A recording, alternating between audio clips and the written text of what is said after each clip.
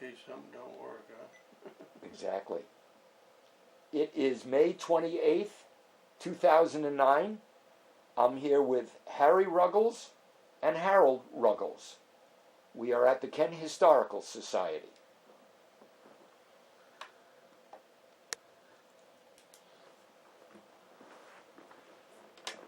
Okay, it's obvious to me you two men are twins, identical twins, and we're interested in your story of when you were born, where you were born, and your story of growing up, living through the Depression, about your parents, and other things that come to mind. Just, we're interested in your story. Young people are interested in your story and leaving a legacy for future generations. We feel it's very important. And we're very glad you came in. So, introduce yourselves. I'm the oldest by 15 minutes, Harold Oscar Ruggles. My middle name came from my grandfather on my mother's side. His name was Oscar Champney. And he lived in Kent here, of course, came in from New York, and he ran a dray. What's a dray? A dray is a team of horses and a wagon business. He hauled freight out of the depot.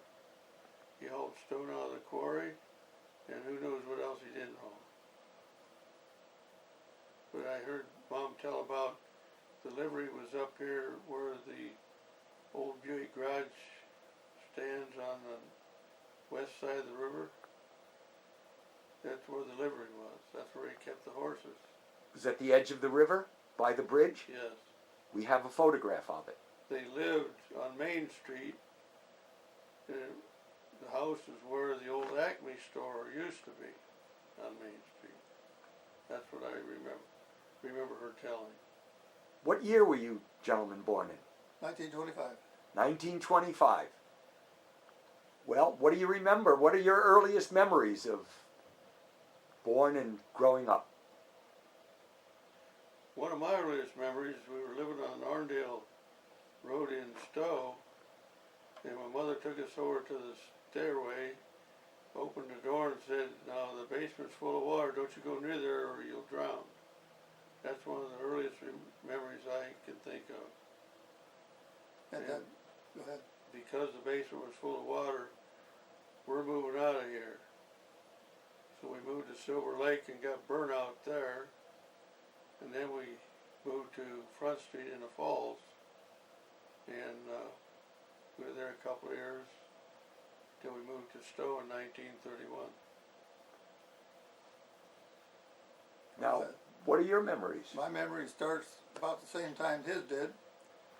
I remember the fruit jars hitting the door because the water was, you'd hear the noise, and that's why she opened it up. But I also remember we didn't have electricity to start with, but we did end up with one light bulb here and there. And Dad was shaving, and he got his face all lathered up and everything, and I come around there. I think he might have been with me, and it kind of scared. We never seen Dad all lathered up before, so we took off running to my mother, and she came back, and so he cleaned his face all up, and he'd give one of us the brush, and to soap him all up. And we soaped him all up, and then we started hollering again. But then right across the street was a big tree. I remember cutting that big tree down. It was hollow, and they cut it down to get the coons out of it. Oh. I can remember that. How old were you? Well, it's been 1927. So you're 2 years old. Yeah, we were just a couple years old.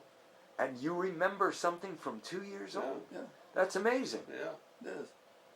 Now from 2 till 5 is a kind of a blank. I don't really remember too much in there. The next thing I remembered when we moved out of there was when the house was on fire, we were upstairs sleeping, taking our nap. And my mother came in and she said, "Now don't get excited, we're going to get out, the house is on fire." She grabbed me under one arm, grabbed him on the other arm, And down the stairs we went, and the smoke's coming up the steps. And she put us by a tree out in front of the house, and said, sit there and don't you move. I don't know what she did, but she was going back in to get something or try to put it out or what, but a couple girls from across the street come over and got us and took us over in their house. Earlier in the day, when we was going to take our nap, it was a question whether we were going to leave our shoes on or take them off. I said, I'm going to leave my shoes on. He says, I'm going to take mine off. I can remember the fireman coming down because he was hollering he wanted his shoes. He brought his shoes down, they were full of water. Well, that was the same time that my dad had his auto repair shop down on Stowe Street in Cuyahoga Falls next to Barney Lyle Chevrolet. And he heard the fire truck go through and somebody hollered at him, told him his house was on fire, and he come out. And he wanted the fireman to go up in his bedroom and get my brother's graduation suit. This would be in '29. And fireman wouldn't go up. So he went up the ladder, went in and got the suit while I was up right through a mattress out. He was spunky. Yeah. He was spunky as could be. The coat come out orange. oh really? They had white coats then. Black pants and white coats. Right. The coat come out orange. What caused it to come? The smoke. Oh, Yeah, smoking already got into it. was the house a total? He gutted it. They got Yeah, it. got it. Where did you live after that? Went the second house up from Frank's Cafe in Cuyahoga Falls, just not too far down the road. Right, we call it the junction, where Hudson Drive comes in on Front Street. Yes. And there was a few buildings in there. Frankie's Cafe was one little place, and then there was a second house from them. When we lived there, before the house caught on fire, Route 5 it was called then, I guess, from the light there at Silver Lake. Mm-hmm. From there on to Stowe, it was all dirt road. And there was a car come up one night. Dad was sitting in the front parlor. Dad was getting ready to go to lodge. We heard a big thump on the side of the house. We went out here. Some guy came through the intersection, and there's a big enough bump from the pavement to the dirt road. He lost his wheel, and it came up and hit the side of the house. Oh. And that would be how many houses up Was that from the light where we are? Front Street? On Silver Lake, Oh, Silver Lake? 4 or 5 houses. Oh, at that time it was only one. Well, there's only one house, but I think it'd be Yeah, equal to about 5 houses up A from the big intersection. space between. Yeah. Yeah. Well, what do you remember? What did your father? Your father drove, had horses. That was my His grandfather. grandfather. Your grandfather. What did your father do? He was a stationary engineer, which is, he wanted to be an engineer on the railroad. But my mother said if he went on the railroad, she wouldn't marry him.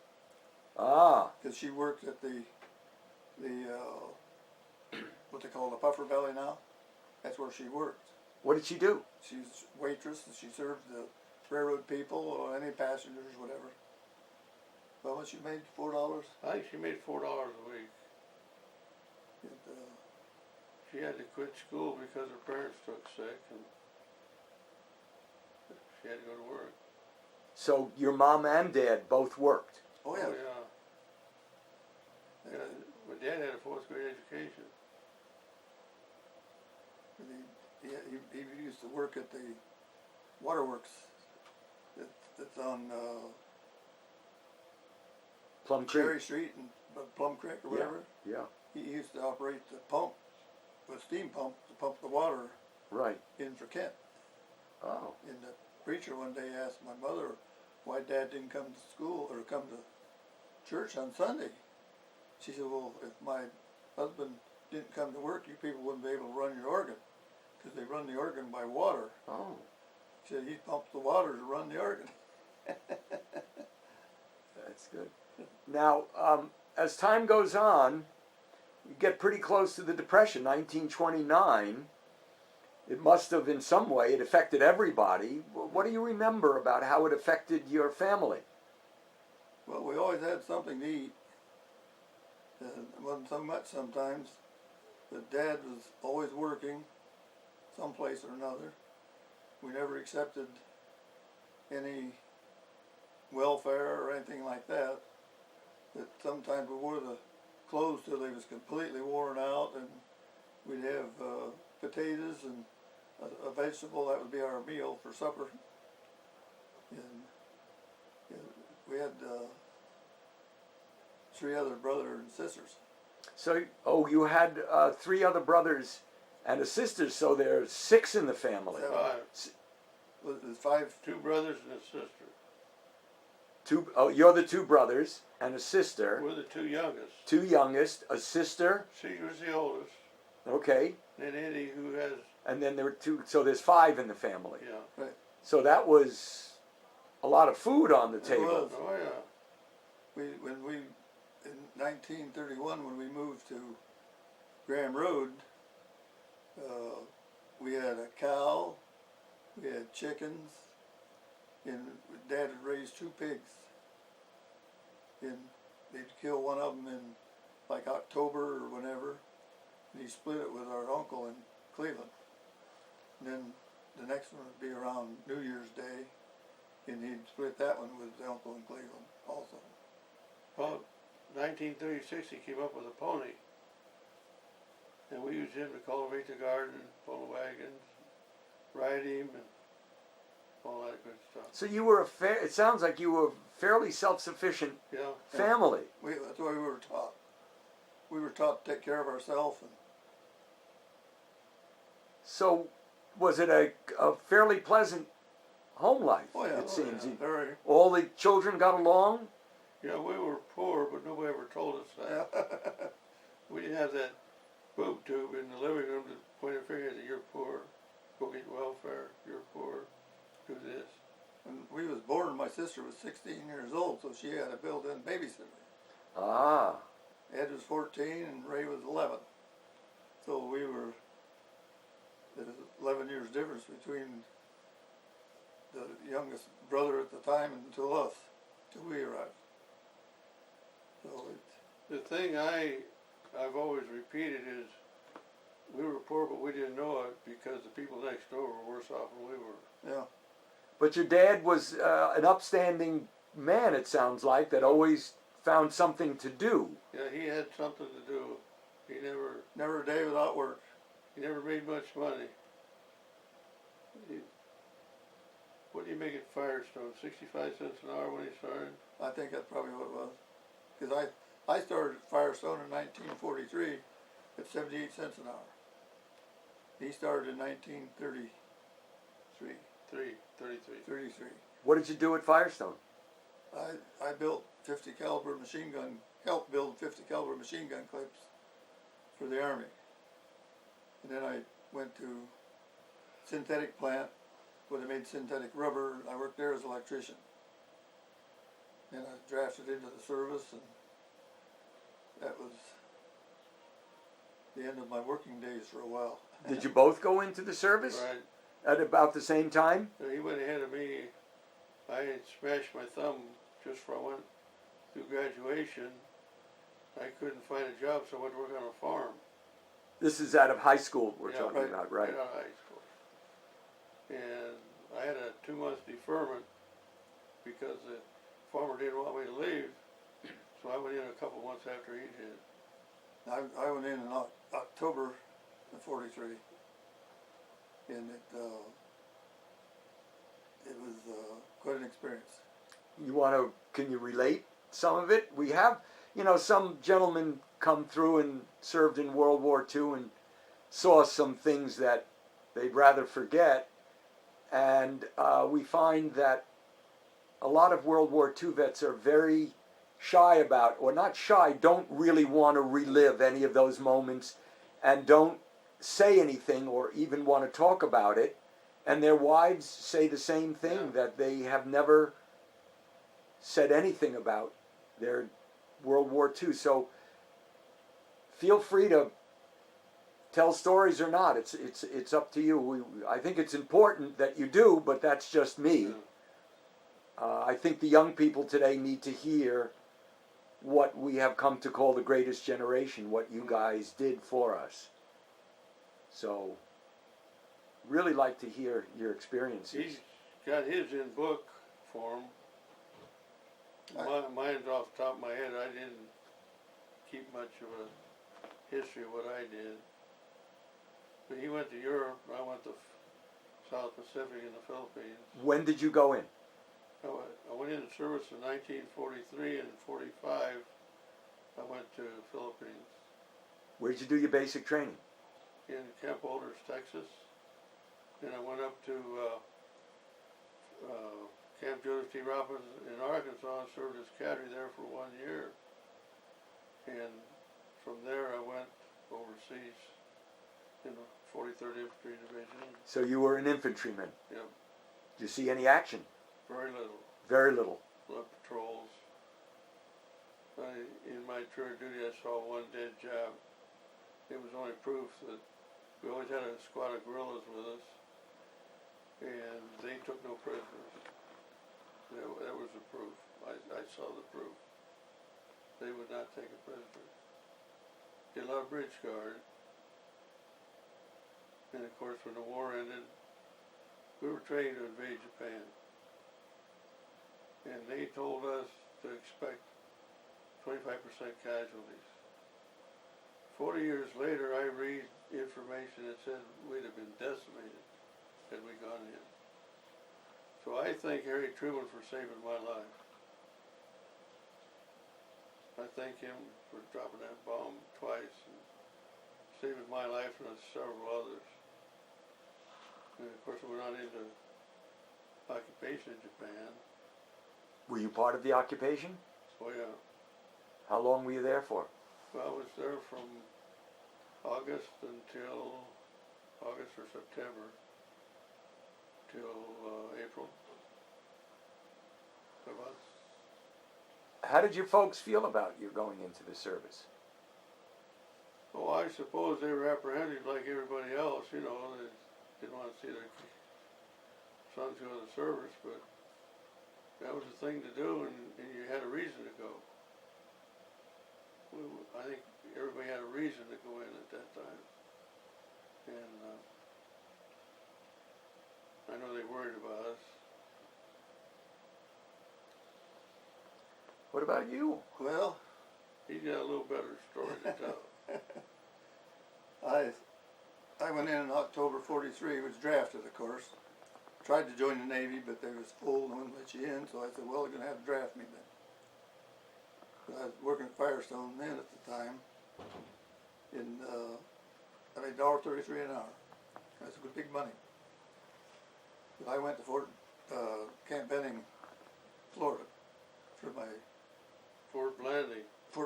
Camp Blanding, for my original training, and they trained us as a mechanic also. We did most of our schooling and training for mechanics during the day. We did most of our training for field work at night. So we had a pretty full schedule.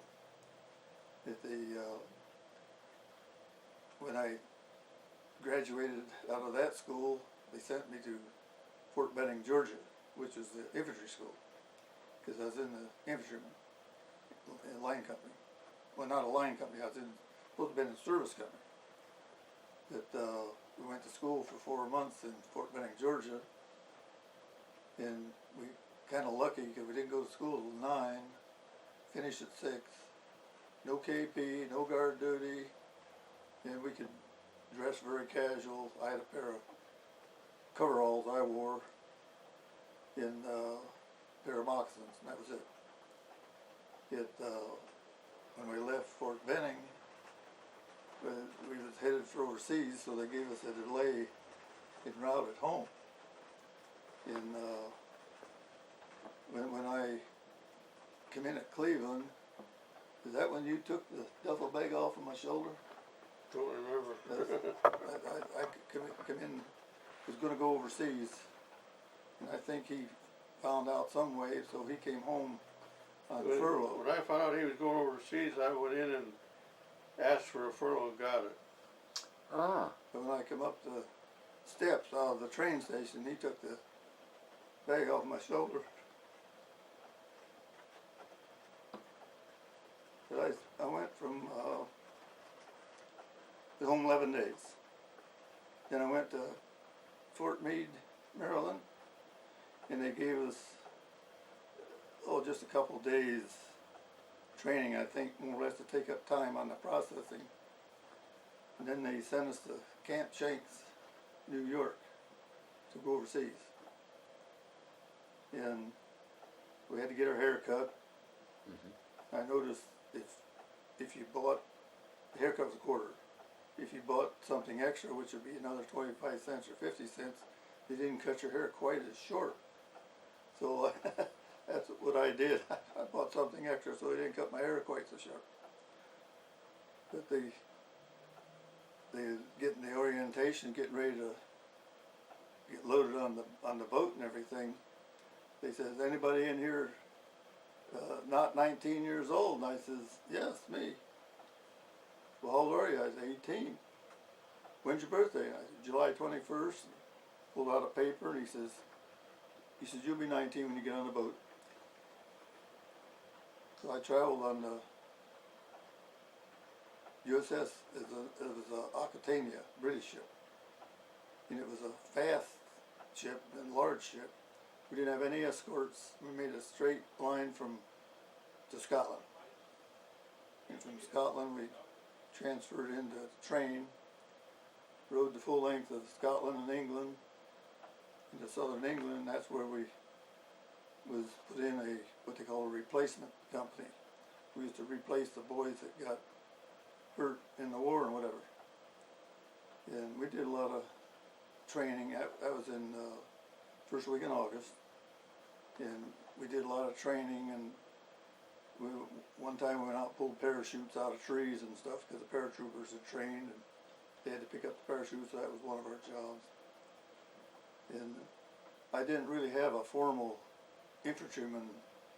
line infantryman education.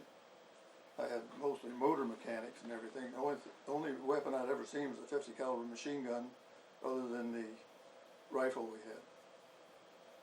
And when we landed in the camp, the major come out there, and the first thing they did, they took all the radio men and the linemen infantrymen.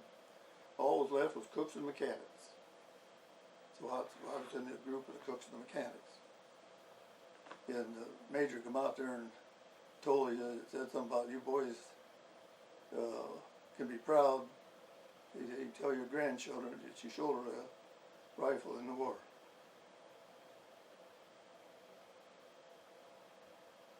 where did you see action? Well, we left England in October 1944. D-Day was June 6th, so we missed due date, D-Day. But we went across the channel in a little, I call it a little boat, whatever. LCT? But no, it was I call it a fishing boat. It was in hammocks in the bottom of the boat. And they'd swing back and forth, and as long as everybody was swinging the same way, it was okay, but every once in a while you'd get out of whack and you'd bump. But when we landed at Omaha Beach, that's Omaha Beach, and we went down the rope ladders into the landing craft. Mm-hmm. And it was pretty rough, and the boats were bumping back and forth and everything. And I remember once we got into the boat, they sent our records and everything in a wooden box on a rope down put into the boat. And it got between the two boats and crushed it, and our records were gone.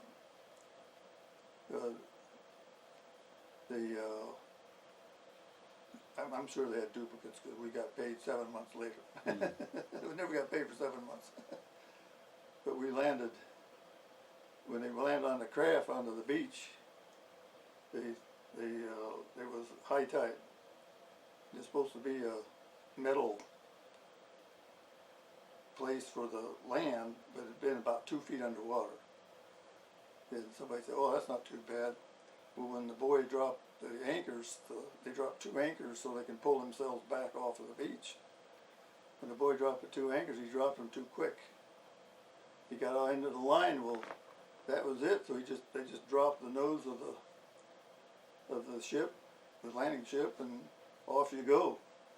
And I remember going off into that deep water, and I'm only 5'6". The water was up to my chin, and I got my rifle over my head, and I recalled later, it was just like the movies. But we landed at, it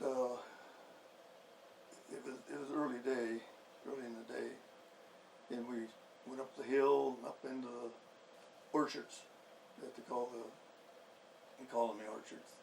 There's another name, hedgerows too. And we slept in pup tents. And we was only there 3 days, and we finally got a meal. We went 3 days without eating. We didn't have any rations with us or anything. There wasn't any action at this point, though. Oh, no. The Germans had been pushed back Yes. from the landing, so that you were then sent as reinforcements? Well, we were going in as replacements. Replacements. And at that time, the fighting was just south of Metz, France.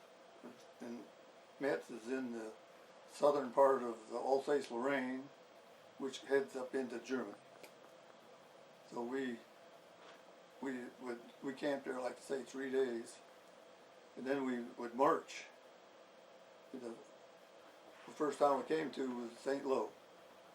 And there wasn't only one house standing in the whole city. Everything else was just a pile of rubble. And then the next day we marched. I can't remember the name of the town, so we weren't allowed to keep track of them even. But I have books that I could follow and everything. Well, after several days, we finally end up on the 40 and 8s. On the what? The 40 and 8s. What is the That's 40 and railroad 8s? car with 48 soldiers and 8 horses. That's for the French. That was World War I vintage. But they had, I don't know how many of us was on each car, but you couldn't lay down to sleep. If you did lay down, it'd be in shifts. Everybody be standing up and leave room for a couple guys to lay down to sleep, whatever. And they put us on a siding, and then they would take that same train and pull another train past us, put him on the siding. And they'd come back and get us, they kind of hopscotch. They'd taken 2 trains with 1 engine to get us where it was going to go. But we ended up in just south of Metz, France, at Nancy. And the action actually started around, I think around the 14th of November. I'm pretty close to that anyway. So I joined the 95th Infantry Division as a replacement on November 17th. But I didn't actually get assigned to my company and squad until the 21st of November, and that's the day the city of Metz fell. So from the time we got off of the train until the city of Metz fell, we did a lot of escorting of tanks to keep the snipers and any German soldiers away from coming up and sabotaging them or whatever. What did you do as an escort? You preceded the tanks to We clear? We stood right beside them and guarded them at night and the daytime, whatever. Was that something that you felt safe doing? Or, I mean, I've heard stories about the guys didn't want to be where the tanks were because the tanks drew a lot of fire. Right.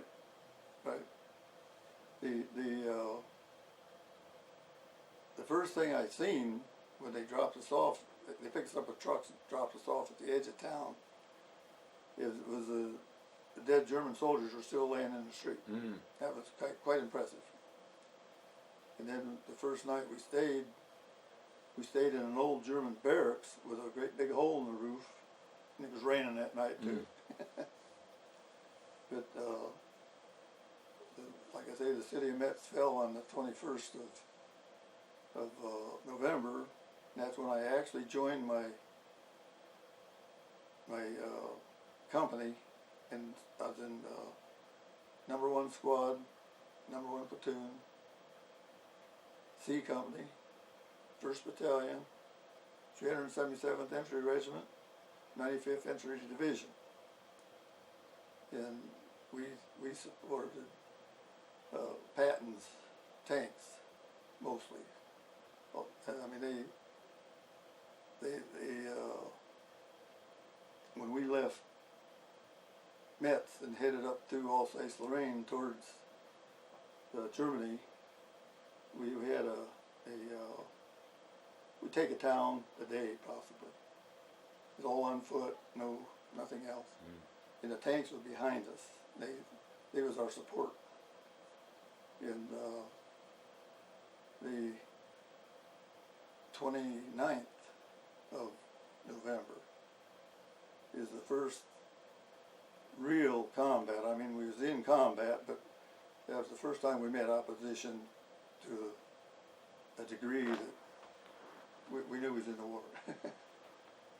But previous to that, we took a lot of prisoners and everything, but we never actually had combat, fire our rifles or anything like that. When you took prisoners, what would you do?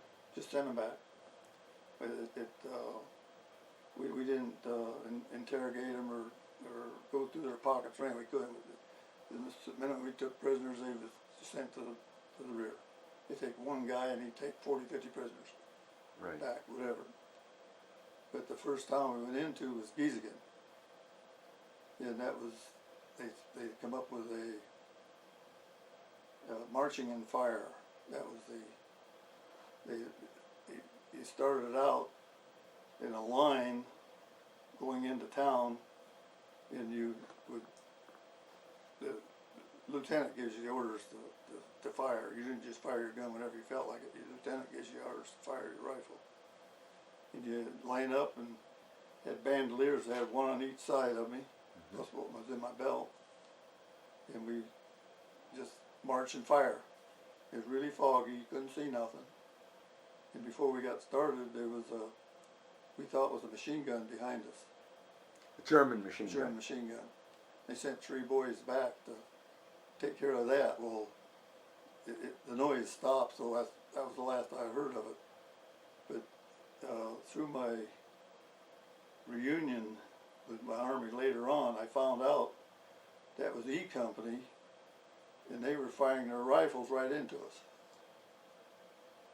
They didn't know you were there. No, they didn't know we were there. And they heard you, and they thought you were... Well, the 3 boys that went back notified them.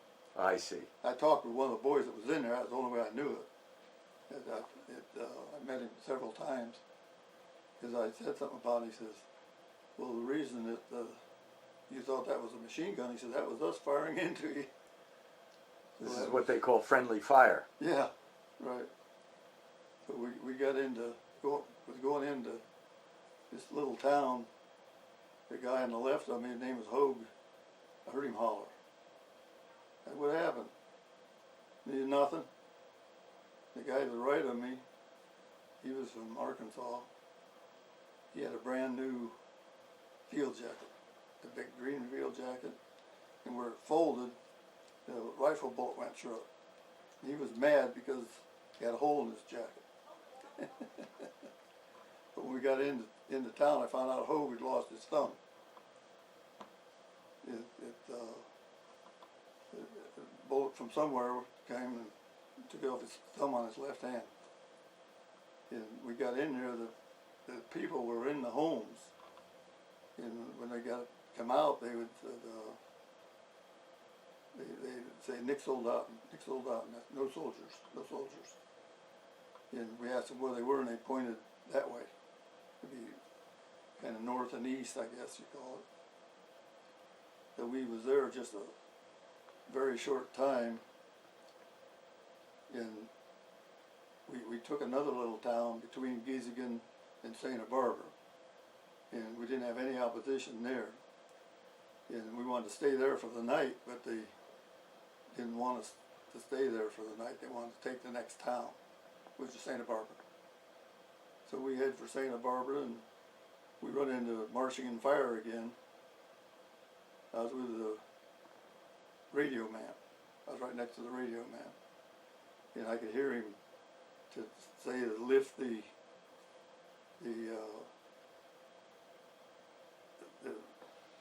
artillery behind us. He had to lift them 50 yards or whatever it was, because they drop in the shells. Giving them a range. And you could see then it changed. It'd be another 50 yards down or whatever. We come up with a big tank trap, which is just a great big deep ditch. I mean, as Frank said that he wasn't going to go through that deep ditch with his radio and everything. He's going to wait. Well, they told us to keep going, of course. And we went through the deep ditch.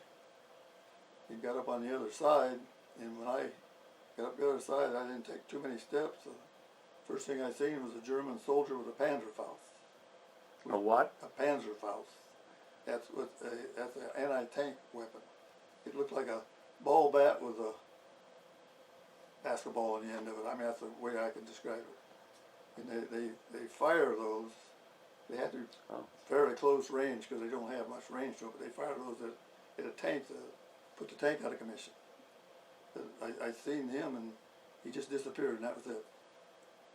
But we went into Santa Barbara then, and we got into town. We didn't meet any opposition until we got about halfway into town, and they had an offset in the street. It came in and then it kind of went a little off to the right. The minute we stepped around that offset, we seen a truck with a machine gun in the back, and he cut loose and strafed us, of course, and then it quit. There was no more. So we stand there trying to figure out what to do, and a tank come up around the truck, and he started strafing us. So we knew we'd have to get off the street. This is a German tank. German tank. We knew we'd have to get off the street, so there's a house with the door open. And I told the boys I was with, I said, we better get in that house. And I headed for the house myself, and I was probably maybe from here to that door from it. The two boys come in running in behind me and come into that door, and the machine gun let loose. He got both of them boys. But right to the right of that was another door, which we went in. And there was five of us got into that space. It was about an 8-foot space between two houses. And everything over there is stone. All the houses were stone. And the five of us was in there, and we can't figure out what we're going to do because we didn't know what was actually happening outside after we once got in there. And we had no radio communication or anything else. But I had the only one that had a hand grenade. And Jerry says, give me that hand grenade. And I gave it to him. He went out the back door, or the back door there in the house next to us where the machine gun was. He threw it through the back door window. And that was the only thing that we could do. I mean, you don't go up against a machine gun with a rifle.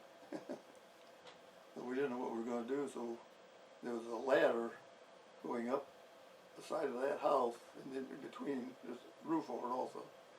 And went into the attic of that house. And we got in the attic of that house and figured it'd be safe, and maybe they couldn't find us or anything like that. But we stayed there all night. And during the night, somebody opened the door up where we came in. You could hear them, they hollered, wanted to know if anybody was up there. But we couldn't tell where it was one of our boys were German, because some of them Germans spoke perfect English. And so we just stayed up there, and the Germans underneath us, you could hear them playing guitar, or noisy as the devil, singing. And you hear them run up and down the street with their hobnail shoes. And a tank would run up and down the street, back and forth and whatever. And then towards the morning, things kind of quieted up a little bit. At night, they could do pretty much what they wanted to. They get away with it, I guess. But in the morning, then we didn't know exactly what time it was. But we hadn't had anything to eat since the day before. So we'd all go into our pockets trying to find a little something to eat or anything. And I was sitting shoulder to shoulder with Jerry, and a shell come in and hit the roof. And he got 5 pieces of shrapnel in his back. And nobody else got any shrapnel. So we're still don't know what the situation is. And they took and he started complaining about his back. We said, well, we better get him down to the ground floor while we're still able to. So between the other 4 of us, we got him down to the ground floor and stretched him out and everything. We were there for a while, and pretty quick he said he's hurting pretty bad. He's going to have a medic or something. So Sergeant Jake, he was like an assistant platoon leader. And he says, I'm going to open this door and look out, see what's going on. You cover me with your rifle. So I'm standing back and covering him with the rifle. He opens the door, and the shell lands outside the door. He got 2 pieces of shrapnel in his stomach. And the boy behind me, off to one side, his name was Ingram, he got 2 pieces in the back of his leg. And Sergeant Frank, he was a technician, Frank, the technician sergeant, and he was useless. For some reason, he was just useless. So I'm the only one left that's mobile and whatever. And I said, well, I'll go see if I can find some help. So I went out. I was real careful. I unloaded everything. I took everything off of me so I could run fast. I figured I would go back where we came from, the main thing. And I'm running down the sidewalk, got about halfway between there and the outside of town. Somebody hollered my name. I zipped in there, and that was a company CP. It was a command post. Mm-hmm. And they had I had one boy laying in there on the stretcher then. He looked like he was dead to me, but he wasn't. And they wanted to know what was going on, and I told them. So they gave me a litter and another boy, and we went down and carried them 3 boys up and put them in. We put the 2 of them in the CP. As old Sergeant Jake said, take the other boys first. He was the worst hurt, really. So we went back to get him, and in the meantime, they were still throwing a lot of mortars in on us. And we kind of have to stop and start whatever. He didn't want to be running with mortars running around him. So we picked Jake up and took him up. The medic Jeep had come in. He put 2 on top and 2 on the hood. And we put Jake right up on top of the Jeep and went inside to get the other boys, and the shells really started popping in. Mm. So I took one of the other boys and went out. I was going to get Jake inside. We went out. He said, get back in there, leave me alone. But we took him in anyways. Well, after the shelling settled down, we took Jake and Jerry and put them on top of the medic's Jeep, and the other 2 boys we put on the hood. And one boy I never see before, so I didn't know his name. But the Jeep was just about ready to take off, and here come a boy running up the street, had a broken arm. Hmm. The shell come in and broke his arm. He had to hold his arm like this. I got a hold of him and got him in the front seat of the Jeep, and he took off. and that was from there. Then it was kind of about day by day. The next day we had I found this out later on, talking with one of he was a platoon leader of 3rd Platoon. I talked to him at my reunion. I talked with him, and we got our stories together, and either him and I ended up in the same house. And he's the one that fired the bazooka that got the tank. We got 3 tanks altogether out of that town.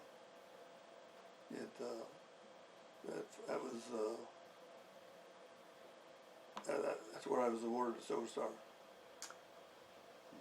Awarded a Silver Star. That's fantastic. Was it given to you personally, or do they mail it to you? How do you get the Silver Star? What did you specifically get the Silver Star for? That battle? That one day. That one day. That one day. And they just handed it to me one day. And I just handed it back to the mail clerk, said mail it home for me. Is that for above and beyond the call of duty, the Yep. Silver Star? Yeah. How did you feel about that? I was 19 years old. You just did what you had to do. Yep. And that's what everyone did. They did what they had to do. Basically. Whatever happened, you took care of it at the time. You had no specific instructions really what to do or how to do it. And I think it's GI ingenuity at one war. So you didn't have a lieutenant barking orders at you? You just... We didn't have a lieutenant for 3 weeks. We went 3 weeks without a lieutenant. What was that like? Well, like I say, you just, whatever comes natural. So your small group of guys figured out what needed to get done, and you did it. Oh yeah, right. We regrouped. Of course, after a couple of days, we got regrouped, and we went further into town, and we had house-to-house combat. We'd blow a hole in the wall and get through that hole, and then blow a hole in another wall and get through that hole. That's the way you clean the street out. You know, house by house and street by street. That was on the 2nd of December when all that took place there. The Christmas, we had 12 of us had chickens for Christmas dinner. They were running loose, and the boys took care of them. I knew you were going to say that. Then for New Year's, they shot a heifer, and we was having steak for New Year's. And I remember the boys had them all cooked up and everything, and I had mine on my plate, and they ordered us to move right now. It's dark, of course. You never got that steak. Oh, I took it with me. Oh, you took it with you. And we went further into town, and they put us on the street. It had been on the south side of the street, and they was shelling in pretty heavy on us. And I figured, well, the safest place would be to put my back up against the sandstone basement wall. You live in the basement all the time. So I'm sitting there, and the shells were coming, like I say, were coming in pretty heavy and shaking around and everything. And one hit so close it shook the sand mortar between they had in there into my steak. I just took my fork and rubbed it off and ate it anyway. Yeah. But we went from that house to the house across the street, which had been on a corner. And they come out there, and we got a couple new boys at that time, and they always put the new boys on guard duty. And we was in the basement, and one boy come down and says, "Hey, they're setting up a machine gun out here. What am I supposed to do?" And one guy said, "Well, shoot him." Well, by the time we got up and got out, the two German guys that setting it up took off. They left the gun there and everything. And then and it gets, you can't do anything till dark really, as far as moving. Well, that night they blew a hole in the wall on the other house on the corner. Who did? The Germans? No, one of our, oh, they got a name for them, engineers. I see. When the engineers come up, he blew a hole through the first wall. So we get in that corner house, and the boys get pretty antsy at times. They want to do something, get moving, whatever. They didn't want things to be too quiet at times. And that night, I remember we was all sleeping in the bed. They had a boy on guard. His name was Frenchie, and he kept down, waking us up. Said, "There's noise out there."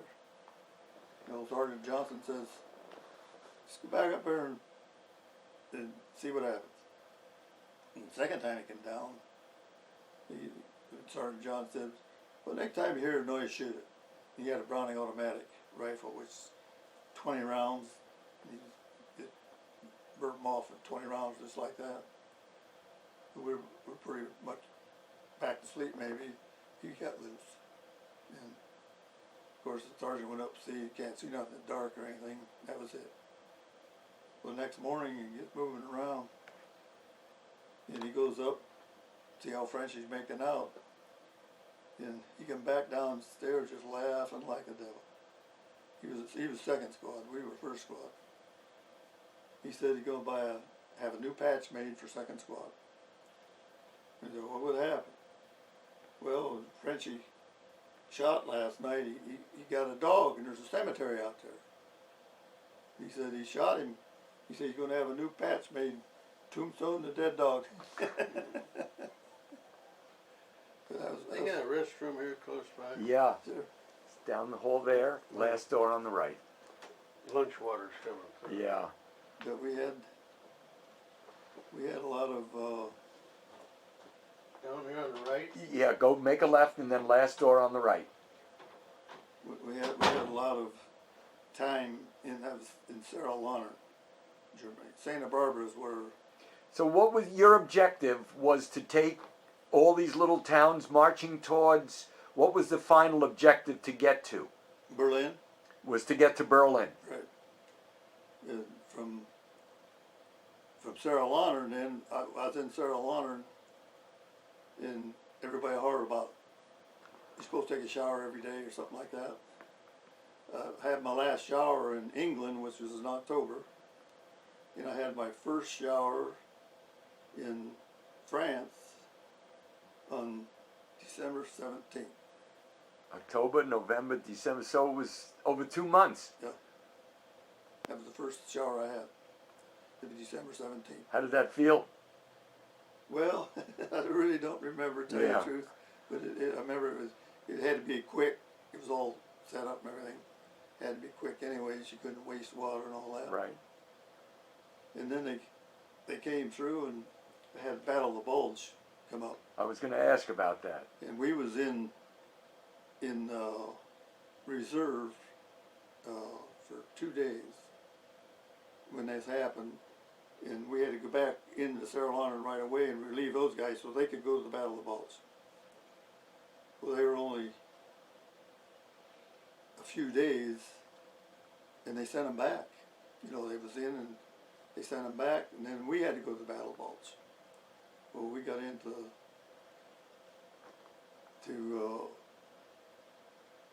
Bastogne was the biggest one, in the next town towards the east, or west I should say, west and north, would have been Foy. That's where we was at in town, Foy. The next town was, starts with N. Anyway, that's where the Germans were when we went in. So we didn't see any action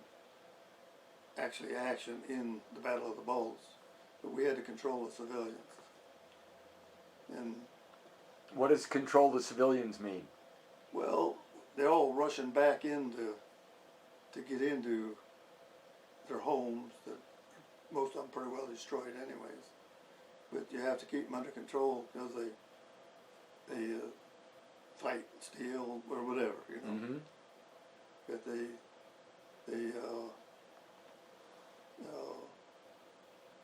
I could tell you a few stories there, but I won't take too much time. But when we slept in the snow because there was no place to sleep. Was a barn there half gone, and most of the boys was sleeping up in the hay and like that. But when I got around, I had to sleep outside on the snow. And the next day, it was night when we moved in. The next day, then the boys, it was 10 below zero. Mm. It was 10 below zero. The next day, the boys found an old iron kettle in the stand, like the old farmers used to have. So they found water, filled that thing up with water, and they're heating it so that the guys could maybe get a little water to wash their face or shave or whatever. Anyways, our canteens were frozen solid. Wow. And it was that cold. So they set this thing up and built the fire. Well, once the fire went through the snow and everything, it was an old old machine gun nest. And then bullets started popping off. So it scared the daylights out of everybody, of course, and you had to back off of it and everything. Wanted to finally quit. They said, well, we'll just move it this time. So they moved it over, built another fire, and the guys that set their canteens around the edge of the kettle to get them thawed out. And everybody told everybody, now take the lid, loosen the lid on your canteen so you don't blow up, whatever.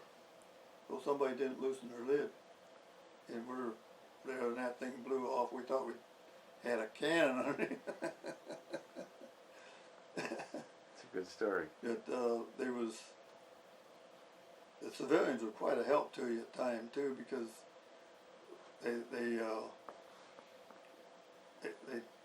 they told us there was 40 German soldiers. They didn't know where they were. They knew they were in town, but they didn't know where they were. You know, we didn't find them the first day, but they found them the second day. The second day, they were all in a basement. All of them dead. It must have been consumed all the oxygen. But the third day, they sent us out to retrieve tanks. And we had to go with the tank retrievers, 4 of us. And we had guard for snipers. Snipers give us more trouble than anything. And a big machine, you know, and they take the cables out and hook out the tank and maneuver it up onto the carryall. And this guy sits up on top, operating everything. I'm down there by the tires on the tractor. And he said, I want you up here where you can see. So I had to go up there with him so I could see better for looking around for snipers and stuff. While this is going on, did you get mail from your brother or your other siblings or parents? Would you ever get mail delivery, or did you write letters home? Oh yeah, I wrote a letter home on the 21st day of November from the city of Metz. I can remember that. We really didn't have too much time to write letters, but occasionally we would find paper and time, we could write a letter. But 9 times out of 10 we was on the move, going, and a lot of people used to ask me what I missed most. I said sleep. We got very little chance to sleep, and if you had a free moment, that's probably what she's trying to do, is get a little sleep. They kept you so busy and whatever, and you go for days without any sleep at all. So were you there when the war ended? Were you over in Germany at that time? Oh yes, I went from the Battle of the Bulge back to Sarah Lawner. And from Sarah Lawner, they sent us up to Liège, Belgium. We went up there we got a second shower in a coal mine. That had been in January. And from there we went up to Holland. It was 2 weeks with Montgomery's army. Oh, I see. And then from there we come right back to Liège. And they told us to go back to the same house that we was at. And this boy was in the Belgian army, but it was disbanded, so he was home, and his mother. Mm-hmm. And it was really something. They like their own kids coming home. But from there, from then, we went into back into Germany. We was in Aachen and Munich and Dortmund, all them towns. What I really remember about Dortmund was beer. The boys rolling beer barrels down the middle of the street. That was something. Yeah, there's a brewery in Dortmund. Right. There's a Dortmunder beer. Yeah. And then from there, they put us on the tanks on the Autobahn and told us it'd be in Berlin in 3 days. And this was, the war had been over, or it was? No, this was in March. It was in March, just before the war. The war was really ended taming in down. May, didn't it? The war. May. May 8th was May 8th. May Yeah. 8th. But they put us on But they call that VE Day. yeah. They put us on we rode up tanks. Several times we rode tanks and everything. I see. But they put us on tanks. They had A, B, and C, and we was A, and I happened to be at that time I was the runner for the lieutenant. So the lieutenant and the platoon sergeant and my squad sergeant, and I was the runner. The four of us rode the lead tank on the Autobahn.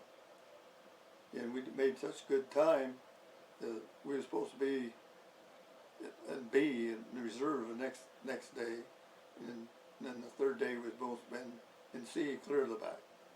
We made such good time, they just made us go. We covered 130 miles in 3 days. Wow. And they stopped us before we got into Berlin to let the Russians go in. Then when we came back, we went through a lot of countryside, just sweeping, so to speak, to clean up the remnants of the German army. Was there still pockets of resistance? Oh yeah, we took a lot of prisoners. It was nothing to take 60, 80 prisoners at a time. They readily surrendered. Oh yeah. Yeah, there was no... Were they, as I've read, very young? The last of the German troops were very young teenage boys? Well, mostly we ran into a bunch of older ones. Right. We didn't run into too many what you call the crack troops. Right. I mean, most of them were older people and well respected and everything. The one towards the last, or the one thing I can really remember, I was with the lieutenant, and they told us to be real careful if you seen a Red Cross sign on a building. Well, we went up, and this was a gun emplacement, and go ahead. It's unplugged. It's unplugged. I wish someone would answer it out there.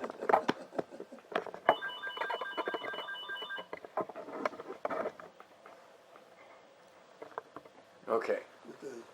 This is the artillery. There's 4 big artillery guns in there, and they were all pointing straight up. And I picked up a carbine that somebody had stuck down in the ground. It was a German carbine. Mm-hmm. So I picked that up. And I was with the lieutenant, and we sent 2 scouts in to where this big flag was and everything. And I remember him giving instructions and everything to go in there and see what was going on and give us a high sign whether to come in or just what, you know. So they was in there, and they went around the corner of the building at last we seen them. And they didn't give us any message or anything. So the lieutenant got a little bit antsy. So the squad sergeant and I was the only 2 handy. So he sent 2 of us up to see what was going on. He said, "Now go up and see what's going on and give us a high sign." when we went around the corner of the building, Mm-hmm. we looked in, there was 60 or 80 prisoners, had them all lined up. They were putting guns in one pile and helmets in another, and these two guys were too busy grabbing pistols. They had their coats full of pistols. So I went back and gave the lieutenant the high You mean sign. like souvenirs? Yeah. Pistols, like Sort of Mausers and, souvenirs, yeah, P-38s and Lugers. right. So I went back and gave the lieutenant the high sign, and they had come in then. And the colonel, Decker, he came in. They got radioed back to him. You never seen him generally when there's any action or anything, but actually there was no action here.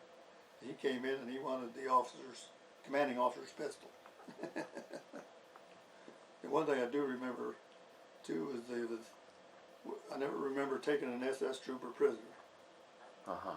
They might have changed their clothes or something, but I never remember taking a SS trooper prisoner. And there was one up in the top of the barn. We were up in the peak of the barn, and he wouldn't give up, and he kept pot shotting at us and everything. So they called back and had a tank come up. Had a tank come up there, and the tank pulled up, and he put that old gun through the barn doors and raised it as high as he could get it, and he fired, and that whole end of the building was gone. Took the guy with him. Oh yeah. But like I say, we never actually took prisoners. But then the VJ Day, not VJ Day, VE Day, come along, and we was on occupation for 2 weeks. Because we were combat troops, we weren't occupation troops. We were taught for combat, we weren't taught for occupation. But we did perform 2 weeks.